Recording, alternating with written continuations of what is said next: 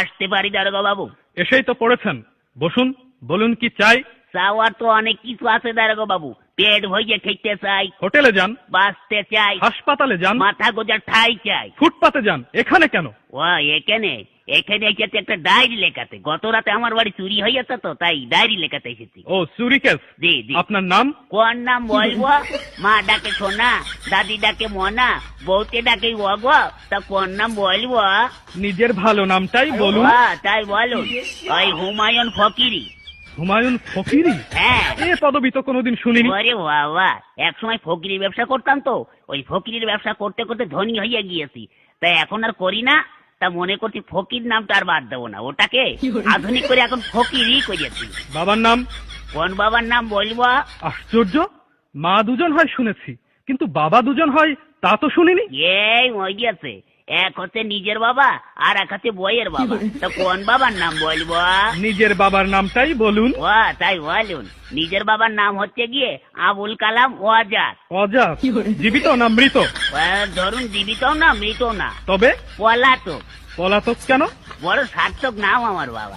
ওই ছোটবেলায় আমাদের রেখে তিনি পালিয়ে চলে যান, সেই থেকে আমরা পলাতক বলি। ও গ্রাম? গ্রাম ওই পাগলাকানা ইউনিয়ন। পাগলাকানা ইউনিয়ন? হ্যাঁ। সেটা আবার কোথায়? ওরে বাবা, পুলিশের চাকরি করেন আর পাগলাকানা ইউনিয়ন চেনেন না? সারা পৃথিবীতে ইউনিয়ন তো মাত্র দুটো, একটা সাগর পাড়ের ইউরোপিয়ান ইউনিয়ন আর একটা হচ্ছে পাগলাকানা ইউনিয়ন। আপনাদের ওখানে বাস চলে?